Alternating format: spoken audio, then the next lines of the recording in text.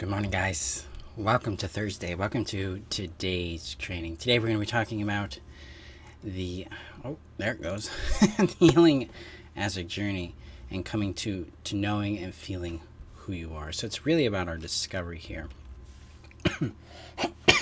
Excuse me there. Discovering and feeling who we are. So before we get started, I'm going to share this out to the community. If you're new to me, I'm Marshall Burtcher, and I help codependents or survivors of narcissistic relationships and neglect rediscover who they are, rediscover their happiness, and help them restore peace, sanity, and connection to their life. I'm going to be sharing this out to my community. My community is your safe haven. It is where you can be seen and understood and supported in the journey that you're on, to realize and actually experience being understood in what you've been going through, and to find out for yourself that you're not crazy and you're not alone in this experience. So let's get this shared out real quick here, guys. Let me know in the comments how you're doing, how things are for you. Boom. Okay, so that's shared. Good morning. I'm excited to talk to you about this today, because healing as a journey to knowing and discovering who we are, or feeling who we are.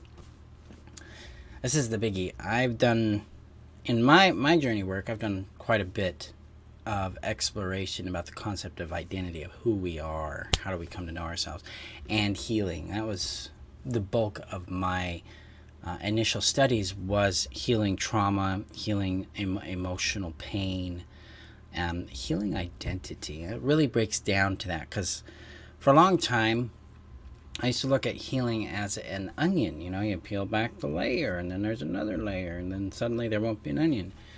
In reality, what I keep finding is that healing is more like, oh man, something on my eye. Healing is more like a scaffolding.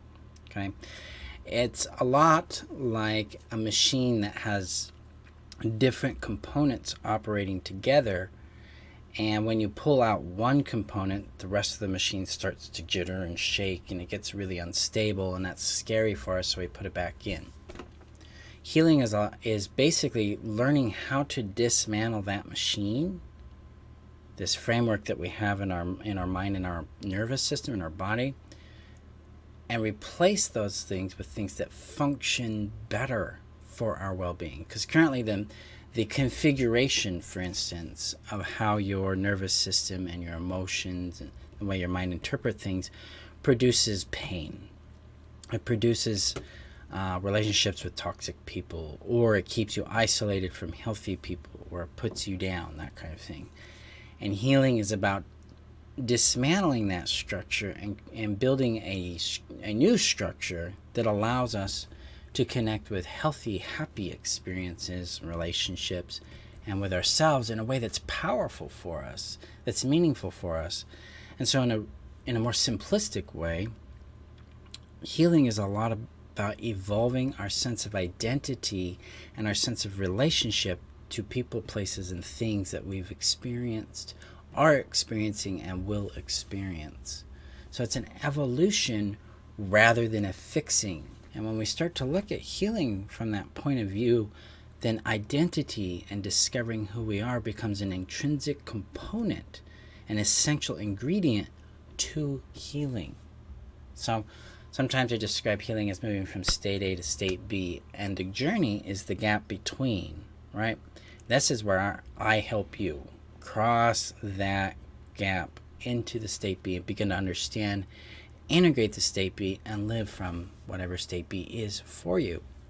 That's an evolution. That's a journey.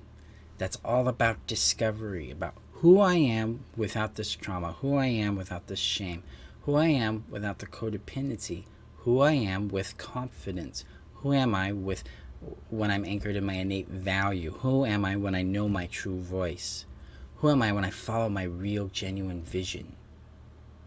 This is the way we go from state A to state B, from codependent to self-advocate, from traumatized to at peace. And it's some of it's mental, and a lot of it is in body. And that's why I say feeling who you are. It's a somatic. Oops, sorry about that. It is a somatic experience. knowing and feeling who we are, that's when we really come to know it. Yeah, you notice when you know something, it's in your gut. It's this physical experience. That's what we're going for in relationship to your sense of self and who you be. And that requires us to deprogram, to first of all, it requires us to identify our programming about our value. We have to identify that programming and begin to dismantle it. I call that value retrieval. It's something we go into at depth in the happiness strategy. So we start retrieving our value, and then we start legitimizing and acknowledging our value by legitimizing our feelings, our perspectives, our needs, wants, our limits, our boundaries, and our beingness. We start to do that, then our sense of value and our sense of worth become alive within us. We feel it. And then our voice comes alive in that because we start to see things differently, which is where the vision component comes in. So we start to interpret things differently, and we start to hear our genuine point of view rather than our programming screaming at us or what other people think we should be, do, or have in our world. This is what it means to feel and know who you are. It's an embodied, felt sense. It's not facts like, who are you, Marshall? Well, I like cars, I like sci-fi stuff. I'm a movie buff. My favorite kind of music is like soundtracks. I'm a father of two kids. One's really struggling with the Twilight thing. I still don't get it. But, if it works for her, okay. Just realize that stuff is really, it's toxic relationships. So, these are qualities, characters, elements of my expression of me, but they don't define me. They give you an opportunity to understand me from that point of view, and the same things about you would help me understand you, right? But what we're really looking for is this felt experience, and that comes in with feeling seen and feeling and seeing others that way. We're looking at connection fundamentally when we know and feel who we are. It's a big deal right there, and this is the journey here. And this is my big goal, especially with happiness strategies, for you to start to feel that and follow it and notice that the results work out for your benefit. I don't know if it works out 100% of the time because I am not dead, so I can't make that judgment. But since I've started doing that in my own life, it's worked out for me every single time. Maybe not in the way I wanted, but what I learned in the process allowed me to get to where I wanted to be ultimately, and that is the magic there, guys. Again, journey. So as you're healing, as you're working through, like you're working with a therapist, you're working through a program, you're working with me or one of my programs, this is about journey. The big picture view is we're learning how to go from state A to state B. We're learning to discover who we are beyond where we've been. That's the key to your healing. That's the key to expanding your identity and discovering and then experiencing your potential. Experiencing what matters to you. When I say potential, I'm not talking about, we can go out and make $1 billion or something, because that's a very, I would say, grandiose kind of concept that's put into a lot of life coaching as these big ideals. You can do the big things. Most people don't know who they are, and most people don't really know what they want. It's because most people are running from programming about what they think they should want and what they think they should be. When we come to know ourselves, it's a lot simpler than that. It's really what brings you alive. It's what your body asks for. It's what sings to your happiness and to your joy. And sometimes that is as simple as fishing off a dock in the mountains. Sometimes it is sitting on the grass and just watching the clouds roll by. Sometimes it's just a simple road trip somewhere. Maybe it's buying and living in a small bungalow because that brings you joy. Doesn't matter what it is. The form is irrelevant. What is relevant, what's significant in that, or important, What deserves value and respect is how you feel. And then it brings you joy. That's what matters. Okay?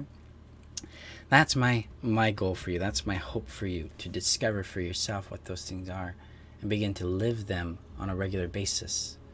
Because that's the joy of it. That's the magic of being you. Okay? So guys, healing as a journey to knowing and feeling who you are. That's what I hope you experience in your world. If I can assist you in that, I'd be love to have you as a student. I invite you to join the Happiness Strategy. Enrollment closes here on Sunday, so we're getting real close. We still have seats open.